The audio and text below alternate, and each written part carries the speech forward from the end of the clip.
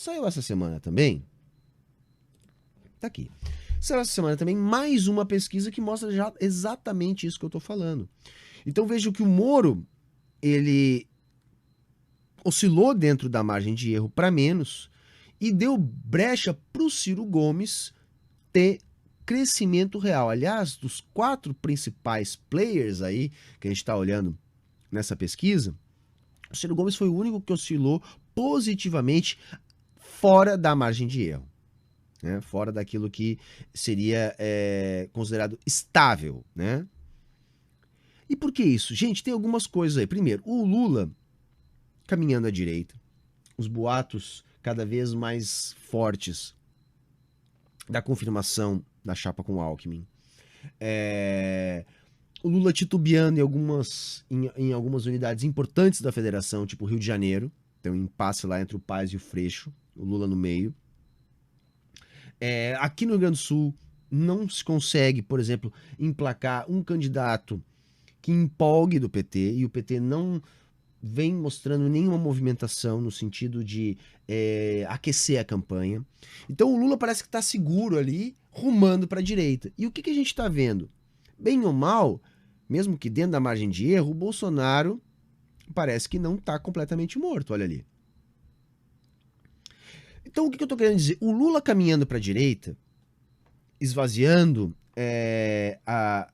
vamos dizer assim, o ímpeto de movimentar a massa, né, de botar o bloco na rua, de utilizar o povo como força política, é um Lula mais enfraquecido. Isso é bom para o Bolsonaro. O Moro não está resistindo ao escrutínio que se faz de um presidenciável com 10% das intenções. E isso está se refletindo aonde? No crescimento do Ciro. O Ciro, que já estava quase como carta fora do baralho, aproveitou nessa semana algumas coisas que eu acho que é interessante. Primeiro, ele faz uma inflexão à esquerda. E vejam, quando é que o Ciro começou a ir mal? Quando ele fez uma inflexão à direita. Não que alguma vez ele estivesse muito bem, mas ele tinha ali potencial para 10%, 11%, 12%, e se tivesse um pouco de jogo de cintura, poderia crescer. Mas ele perdeu esse patamar quando ele se preocupou mais em atacar o Lula e buscou alianças com a direita. Começou a querer construir palanque. O que aconteceu? Nessa de construir palanque com a direita, ele perdeu espaço para o Lula construindo palanque com a direita. E aí ele fez uma inflexão à esquerda. Ele faz uma inflexão à esquerda e ele tem uma base, pelo menos na internet, que está relativamente bem organizada. Ele começou a aproveitar essa questão dos reacts. Deu muito certo o react que ele fez com o Moro, por exemplo. Deu muito certo, porque era um cara que estava ali disputando o voto com ele. Aquele cara que não quer o Bolsonaro, não quer o Lula, é exatamente aquela fatia do eleitorado que o Ciro estava buscando. Eu considero essa estratégia errada. Por quê? Porque essa fatia é pequena para levar o Ciro para o segundo turno. Então eu acho assim, é um erro estratégico brutal ficar batendo no Lula. Você entra nos grupos ciristas e é muito meme, muita postagem antilulista. Uma coisa até meio raivosa em relação ao Lula. Eu acho que isso não colaborou com o Ciro. O que eu tô querendo dizer? Quando é que o Ciro reagiu nas pesquisas? Quando ficou clara a caminhada do Lula para a direita, no sentido de já pensar em governabilidade, já fazer política de conciliação. O Lula já está conciliando e trabalhando com a ideia de como vai governar antes mesmo de a campanha esquentar. Isso é arriscado, por um lado, e ao mesmo tempo desmobiliza o povo. Quer dizer, fica claro a estratégia que eu estou aqui falando há algum tempo. A estratégia do Lula é usar o povo para ganhar a eleição e depois negociar com os players burgueses da política. Isso está tão evidente, porque como ele está dando de lavada nas pesquisas, arriscando ganhar no primeiro turno, ele já está considerando que a parte que ele precisa do povo, que é na eleição, está morta. Ele vai já pensar com quem ele vai governar. Ruim pro Lula. Ruim pro Lula. E ao mesmo tempo, bom pro outro lado, claro que num patamar completamente diferente, não estou comparando o Lula com o Ciro, mas num patamar completamente diferente, bom pro Ciro, que abriu para ele uma brecha com o enfraquecimento do Moro e uma guinada para um nacionalismo mais às claras, que é o mote da campanha do Ciro. A campanha desenvolvimentista do Ciro. A gente sabe das contradições, dos problemas, do que é discurso, o que é possível de fazer na prática desse programa do Ciro, mas ele, dando essa guinada, parece que reage nas pesquisas. Isso dá uma esperança, porque o PDT, em parte, já estava capitulando. Já estava capitulando, pensando já na governabilidade, nos eventuais cargos, em palanques eleitorais, que o Ciro não estava sabendo aglutinar, até porque não tem a força, a bala na agulha que tem o Lula, né? Líder nas pesquisas dessa maneira. Então, o que eu quero concluir com essa questão da pesquisa que saiu essa semana? O Lula, longe do povo, dos movimentos sociais e abrindo mão de utilizar o povo como força política atuante, perde. Um Lula caminhando para a direita, perde. Não estou dizendo perde as eleições, perde projeção, perde tamanho. Não é bom para ele. Para um ser político moribundo que nem o Bolsonaro, isso é relativamente bom. Porque veja, embora eu esteja aqui dizendo que Bolsonaro é um moribundo político, ele tem, sei lá, 20% do eleitorado completamente fascistado, preso na bolha bolsonarista de informação, formando um eleitorado muito fiel. E esse eleitorado praticamente já garante o Bolsonaro no segundo turno, mesmo ele sendo um moribundo político. Então, se não houver uma vitória do Lula no primeiro turno, o Bolsonaro está no segundo turno. É muito difícil que isso não aconteça.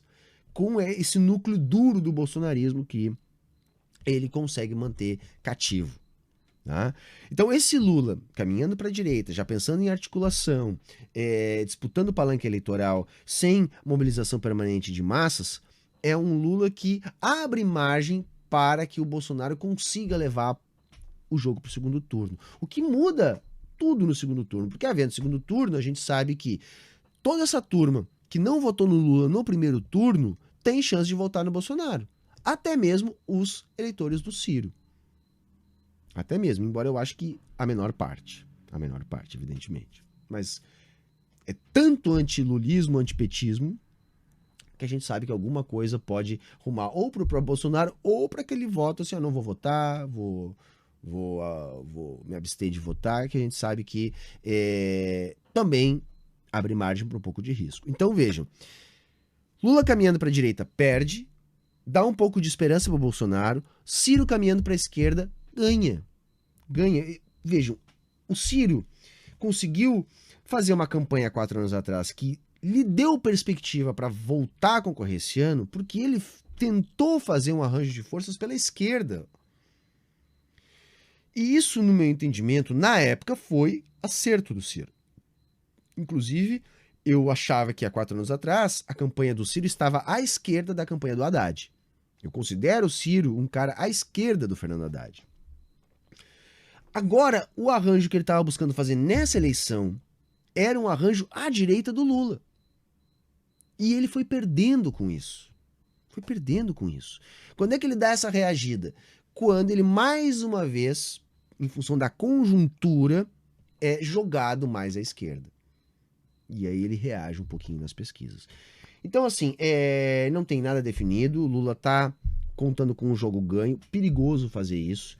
Eu acho, sim, Bolsonaro um moribundo político, mas é um moribundo político com 20% dos eleitores. Por quê? É um núcleo duro, fascistado, lobotomizado pela agenda bolsonarista dos grupos de WhatsApp, gabinete do ódio, por aí vai. Isso dá uma força muito grande para o Bolsonaro.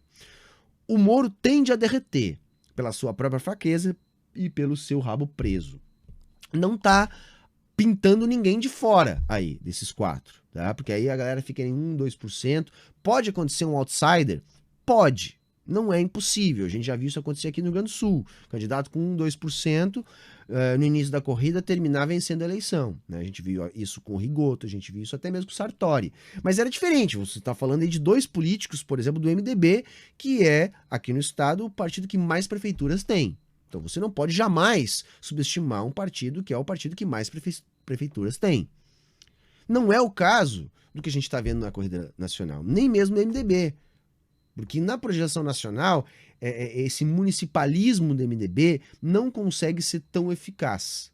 Então, eu não vejo a Simone Tebet, por exemplo, emplacando dentro do MDB, né? Como nenhum dos outros nomes que estão aparecendo aí. Então, a coisa deve ficar mais ou menos aí onde está. É lógico, não descarto, mas momentaneamente eu acho que a coisa deve ficar mais ou menos aí onde está.